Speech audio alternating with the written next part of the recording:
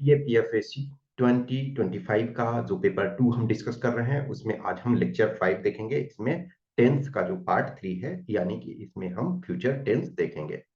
In general मैंने आपको already बताया कि जो टेंस होता है उसमें टेंस में जितने भी सेंटेंसेस होते हैं, मेजॉरिटी सेंटेंसेस जो है हम वो प्रेजेंट में बनाते हैं। और पास्ट में जब हम बनाते हैं तो जनरली देखोगे कि पास्ट इंडिफिनिट और पास्ट इम्परफेक्ट इनका यूज करते हैं। फ्यूचर में भी देखोगे फ्यूचर इंडिफिनिट और फ्यूचर इम्परफेक्ट यानी फ्यूचर कंटिन्यूअस दो का जनरली हम यूज करते हैं। फ्यूचर परफेक्ट टेंस और फ्यूचर परफेक्ट कंटिन्यूअस जनरली ये राइटिंग में यूज नहीं होता है। तो देखा जाए तो हम शॉर्ट टेंसेस में मैक्सिमम यूज करते हैं। तो आपके प्रेजेंट को पूरा यूज करते हैं, लेकिन प्रेजेंट में भी सारे सेंटेंसेस को यूज नहीं करते हैं। फोर्थ वाला जो है आपका प्रेजेंट परफेक्ट कंटिन्यूअस, उसको बहुत कम यूज करते हैं। तो प्रेजेंट वाले 3 को मेनली यूज करते हैं, पास्ट में 2 को यूज करते हैं और फ्यूचर में भी 2 को यूज जनरली हम करते हैं ज्यादा। जो सेंटेंसेस हम बनाते हैं, जो आर्टिकल्स हम लिखते हैं। तो हमने प्रेजेंट आपको डिस्कस कर दिया था, पास्ट टेंस आपको डिस्कस कर दिया था, इसमें हम फ्यूचर डिस्कस करेंगे, future tense. Future tense discuss करने से पहले एक मैं छोटा सा आर्टिकल आपको डिस्कस कर रहा हूं। ये आर्टिकल जो है हमने फ्यूचर के पॉइंट ऑफ व्यू से, फ्यूचर टेंस के पॉइंट ऑफ व्यू से हमने ये इसको प्रेजेंट किया है। इसमें देखोगे कि ये हमने एक तरह से जो एक सिंपल 2 पैराग्राफ का आपका है और 280 प्लस शायद 288 या जो भी होगा, एग्जैक्ट मुझे अभी ध्यान नहीं है, तो 288 या समथिंग वर्ड्स के एक आर्टिकल है। एक्चुअली में देखा जाए तो आपको एक ऐसे जो है 300 वर्ड्स के लिखने होते हैं, तो उससे थोड़े से कम है। ओके, अब इसमें लगेगा कि ये तो एक पेज में ही आ गया। अब देखो, जब आप लिखने लगते हो तो ये इतना ऊपर लिखोगे तो एक पेज आपका पूरा कंप्लीट होगा, दूसरा आप लिखोगे दूसरा पेज कंप्लीट हो जाएगा। इनफैक्ट देखा जाए तो 2 पेज से 2.5 पेज आप इतने को लिखोगे। अदरवाइज 2 पेज में तो आप लिखोगे ही, क्योंकि जब आप लिखने लगते हो, अब जस्ट इमेजिन करो कि एक एक लाइन में इसमें कितने वर्ड्स हैं, आप उतने तो नहीं लिख सकते हो ना। तो ये जैसे फ्यूचर के पॉइंट ऑफ व्यू से हमने लिया है इस टॉपिक को, और इसमें भी देखोगे कि मेजोरिटी सेंटेंसेस कुछ फ्यूचर तो actually futuristic point of view से हमने लिया था कि जो वीमेन इशू का फ्यूचर के पॉइंट ऑफ व्यू से है। तो देखो ये है कि in the future women's issue will continue to evolve, shaped by ongoing social, economic and technological advancement। अब ये क्या है, women issue will continue। तो देखो ये एक्चुअल में क्या है कि ये फ्यूचर इंडिफिनिट का ही है। The world is increasingly recognizing the importance of gender equality, but significant challenges remain. As we look ahead, the fight for women's right will be, अब ये क्या हुआ, ये आपका फ्यूचर इम्परफेक्ट में हुआ, will be centered on ensuring equitable access to opportunities, eliminating gender-based violence, and closing the economic and political gap that will exist. One of the major issues that women will face in the future is the continued struggle for equal pay and economic empowerment. Despite progress, the gender pay gap persists globally. The future will see a stronger push for policies that mandate equal pay for equal work and promote women in leadership roles. More industries will embrace gender inclusive hiring practices, but women will still need to overcome systematic barriers in sectors like technology and finance. आप देखोगे कि जो majority है, यदि हम futuristic के point of view से भी लिखे थे, तो वो उसमें क्या हो रहा है, आपको फ्यूचर इंडिफिनिट और फ्यूचर इम्परफेक्ट ही यूज हो रहा है। Gender based violence including domestic abuse and harassment will remain a critical issue. Future initiatives will focus on improving legal frameworks to better protect women and increasing access to support services, especially in regions where cultural stigma still prevents many from speaking out.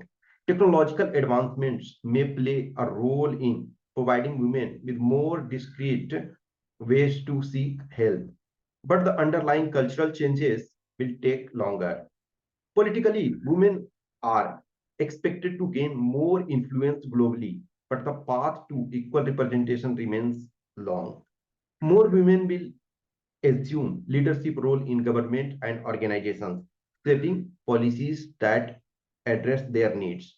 However, patriarchal norms may slow this progress in certain regions, necessitating continued advocacy and legal reform. In the coming decades, the fight for gender equality will be multifaceted, requiring global collaboration, innovative solutions and persistent advocacy to ensure that future generations of women have the freedom and opportunity to thrive. अब ये just हमें provide करने का एक मेरा मकसद ये था कि आप देखो जनरली जो हम यूज करते हैं, जो सेंटेंसेस यूज करते हैं जो राइटिंग में, तो फ्यूचर परफेक्ट और फ्यूचर परफेक्ट कंटिन्यूअस का नॉर्मली हम यूज नहीं करते हैं। लेकिन for sake of knowing, for sake of knowledge, हमको थोड़ा सा इसके बारे में, पूरे फ्यूचर के बारे में, तो फ्यूचर टेंस के बारे में हमने तो एक मैंने एक तरह से सैंपल के तौर पर भी आपको बताने की ये कोशिश की कि सिंपल तरीके से हम लिख करके सेंटेंसेस को लिख सकते हैं। यदि आपके पास एक ऐसे आता है, एक आर्गुमेंट आता है, एक रिपोर्ट आता है, तो आप सिंपल सेंटेंसेस पे कमांड है तो आप अच्छे तरीके से लिख सकते हो। कोई भी एग्जामिनर ये चाहता है कि जो कैंडिडेट लिखता है, जो स्टूडेंट लिख रहा है, जो राइटर प्रेजेंट कर रहा है, उसमें एक तो जो टॉपिक है उसकी समझ चाहिए, टॉपिक का जो रिक्वायरमेंट है, जो डायमेंशन है उसको कवर कर रहा है, प्लस जो एक फ्लो होना चाहिए, मिनिमम ग्रामेटिकल मिस्टेक्स होना चाहिए। अब ग्रामेटिकल परफेक्शन एकदम नहीं चाहिए, लेकिन मिनिमम उसमें। अब परफेक्शन यदि है तो अच्छा है ना, लेकिन परफेक्शन जैसा कुछ होता नहीं है। परफेक्शन जो है यूरोपियन कंसेप्ट एक तरह से है, लेकिन आपको बेटर तरीके से करना है ताकि मिनिमम मिस्टेक्स को एज लो एज पॉसिबल, तो उस ढंग से आपको यहाँ चीजों को प्रेजेंट करना है। तो इसको आपने देखा सैंपल के रूप में। अब हम यदि टेंस को, तो सिंपली ऑब्वियसली बात है कि इंग्लिश वाले टेंस के साथ बेनिफिट ये है कि सब में आपका तो प्रेजेंट आपने पढ़ दिया तो पास्ट में भी आपको बहुत आसान होता, और फ्यूचर में भी सेम पैटर्न को फॉलो करता है। तो इसमें फ्यूचर इंडेफिनिट, सिंपल या नॉन प्रोग्रेसिव, फ्यूचर इम्परफेक्ट या कंटिन्यूअस, फ्यूचर परफेक्ट या future perfect continuous, and four ये आपके हो गए। फ्यूचर इंडिफिनिट, तो जो फ्यूचर में जो टाइम में होने वाले कार्यों के लिए इसका प्रयोग करते हैं। अब देखो इसमें से क्या है कि ये जो मैं अगले सप्ताह नई दिल्ली जाऊंगा, इस सेंटेंस को हम मेनी तरीके से लिख सकते हैं।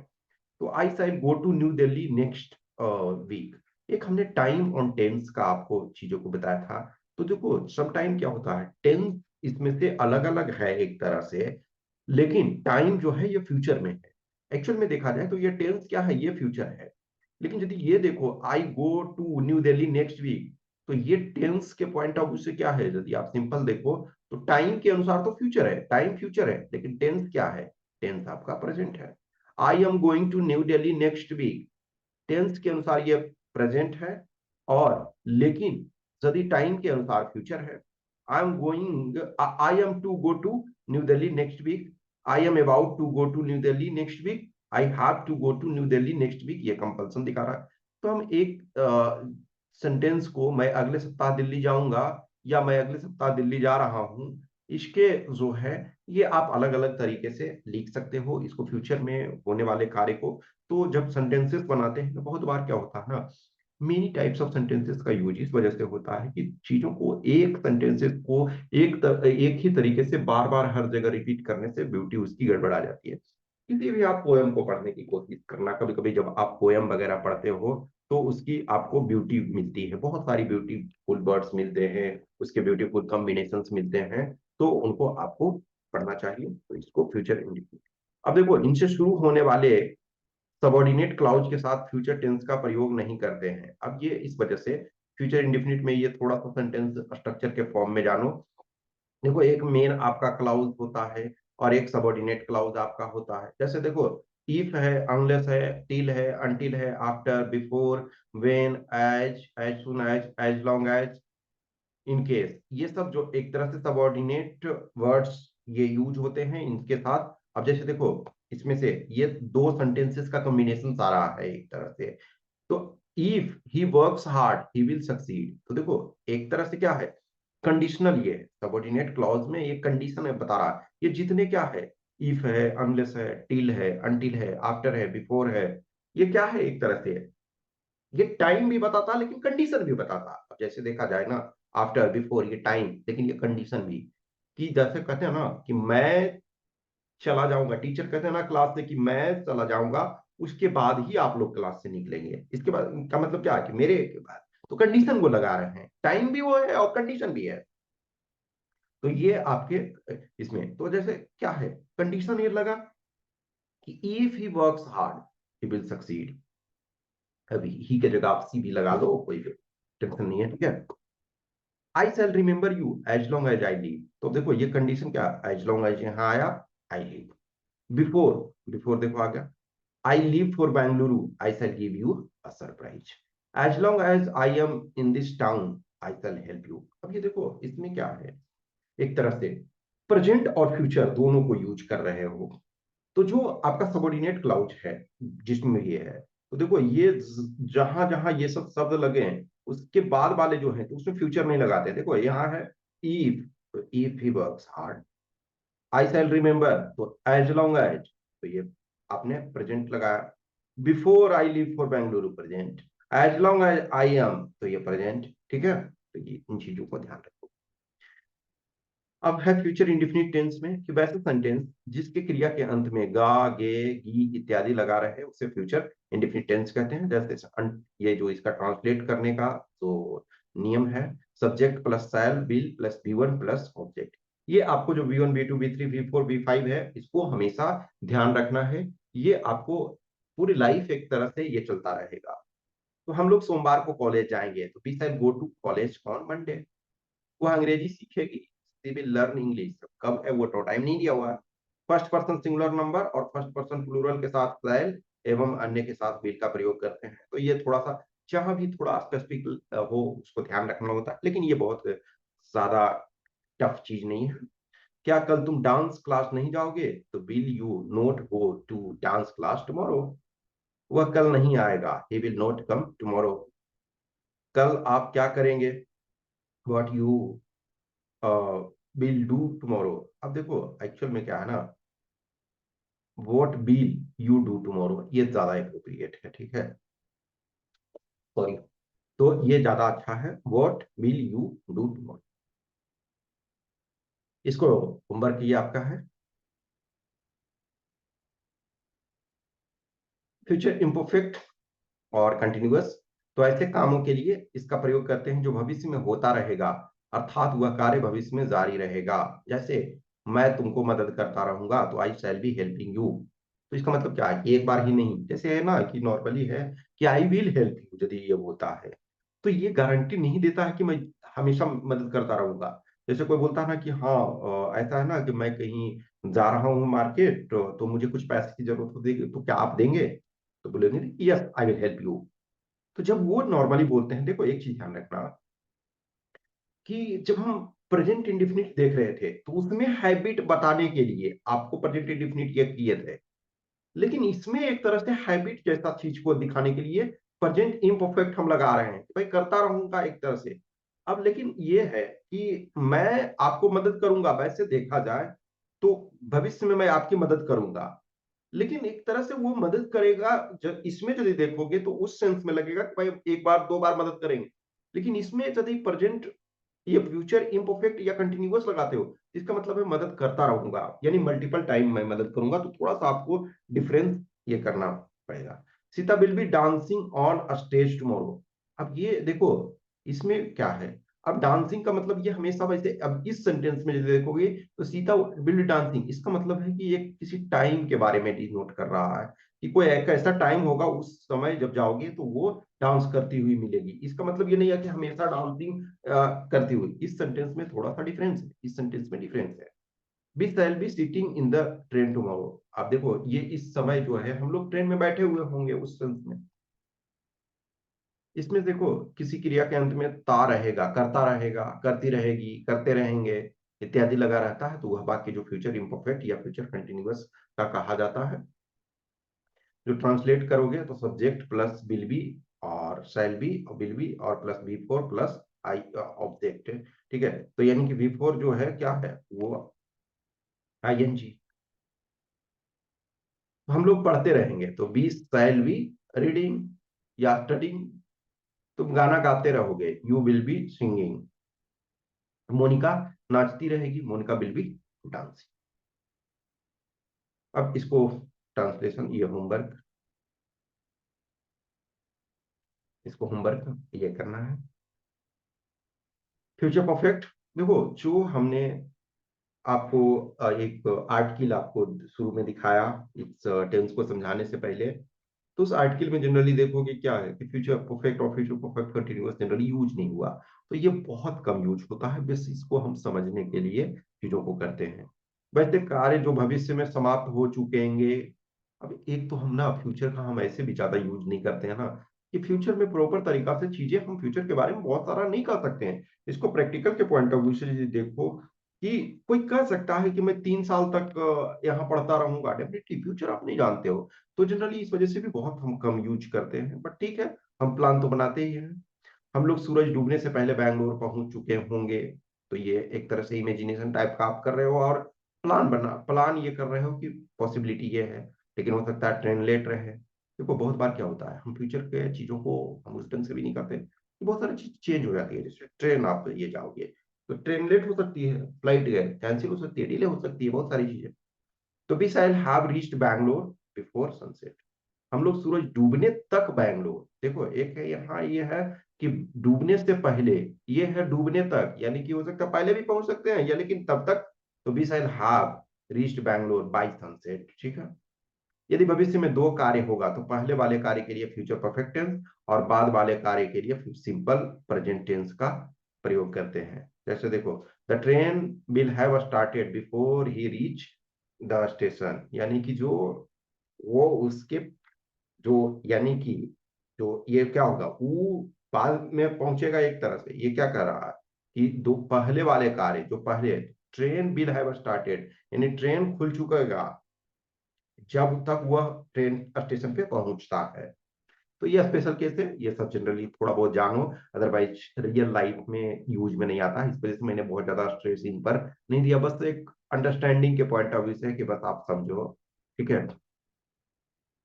फ्यूचर टेंस का प्रयोग संभावना लाइक्लीहुड बताने के लिए भी होता है। जैसे आपने महात्मा गांधी का नाम सुना होगा, तो you will have heard the name of Mahatma Gandhi.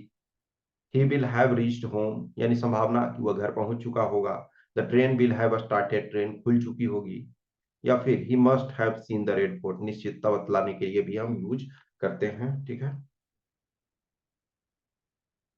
हाँ, हाँ। फ्यूचर परफेक्ट टेंस, अब एक्चुअली देखो, ही मस्ट हैव सीन, तो ये एक्चुअली इसमें फ्यूचर नहीं है, मतलब ये इसको इग्नोर करो। फ्यूचर परफेक्ट टेंस वैसा सेंटेंस जिसके क्रिया के अंत में चुकेगा, चुकोगे, चुकेंगी, चुकेंगे इत्यादि लगा रहे, तो सेंटेंस फ्यूचर परफेक्ट टेंस का होता है। तो जो ट्रांसलेशन का रूल है, सब्जेक्ट प्लस सैल और will plus have plus V three plus object. तो हम लोग सो चुकेंगे, यानी कोई ऐसा टाइम है ना, बोला कि इतना टाइम में हम आएंगे। तो जैसे बहुत बार कोई आदमी होता है ना, बोलता है कि कब तक आइएगा, तो बोलेगा इस टाइम तक। देखो ये सब सेंटेंसेस क्या है ना, अधूरा अपने आप में सेंटेंस है। हम लोग सो चुकेंगे, ये अपने आप में इंडिपेंडेंट सेंटेंस के रूप में नहीं कर सकते हो। इन सेंटेंसेस को कहने के पहले ही इसका मतलब है कि कुछ पीछे है, कि जैसे कोई ये फ्रेंड आपका बोलता है कि मैं प्लान कर रहा हूँ कि 10 बजे कल रात में आपके पास आऊं, तो फ्रेंड आपका बोलेगा ना कि हम लोग सो चुकेंगे तब तक। तो ये होगा कि ठीक है, कोशिश कीजिए थोड़ा पहले आने का, ये हो सकता है। तो ये अपने आप में इंडिपेंडेंटली ऐसे बहुत कम यूज करते हैं। तो हम लोग सो चुकेंगे, we shall have slept.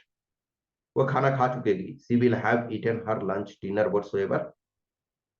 Translation, ये होमवर्क। अभी इनमें मैंने थोड़ा कम वर्क दिया है, इस वजह से कि बहुत ज्यादा यूज नहीं होता है, ठीक है। फ्यूचर परफेक्ट कंटिन्यूअस, ये तो और सबसे कम यूज होगा ऐसे कार्यों के लिए जो भविष्य में एक निश्चित समय तक जारी रहेगा। जैसे I shall have been teaching for 2 hours, यानी कि कोई ऐसा भविष्य में है कि उस कि भाई मैं 2 घंटे तक पढ़ाता हुआ रहूंगा किसी डेट पे, या उस टाइप के, जैसे बोलता है ना कि मैं उस टाइम आऊंगा, तो मैं 2 घंटे तक तो कंटिन्यू मैं क्लास लेता रहूंगा। By the end of this year you will have been working for 5 years, in इस ईयर के अंत तक आपका जो है एक तरह से हो जाएगा 5 इयर्स का वर्क एक्सपीरियंस हो जाएगा, कि आप 5 साल तक वर्क करते रहोगे। यदि वाक्य क्रिया के अंत में हुआ रहेगा, हुए रहेंगे, हुई रहेगी और साथ में समय दिया रहे, तो वह वाक्य फ्यूचर परफेक्ट कंटिन्यूअस टेंस का में होता है। ट्रांसलेशन जो है आपका करने का नियम जो है, subject plus shall have been और will have been plus be four plus four और फ्रॉम प्लस ऑब्जेक्ट। हम लोग 5 वर्षों से कॉलेज में पढ़ते रहे हुए रहेंगे, we shall have been studying for 5 years in this college, ठीक है, इस कॉलेज। वे लोग 2 महीने से इस काम को करते हुए रहेंगे, तो they will have been doing this work for 2 months।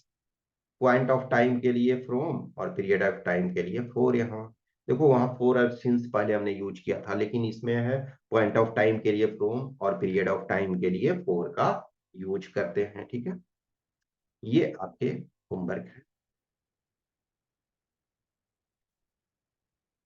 अब देखो, जो फ्यूचर टेंस था हमने इसमें कम टाइम लगाया, और पास्ट टेंस में भी हमने कम टाइम लगाया, इस बार हमने प्रेजेंट वाले में बहुत ज्यादा टाइम नहीं लगाया, इस वजह से कि इनके जो कंसेप्ट हैं और जो उपयोगी है वो आगे आने वाले टाइम में यूज होगा। जैसे हम V1, V2, V3, V4, V5 जो हमने यूज किया, ये हम आपको मल्टीपल टाइम में मल्टीपल प्लेसेस पे आपको यूज करते हुए रहेंगे।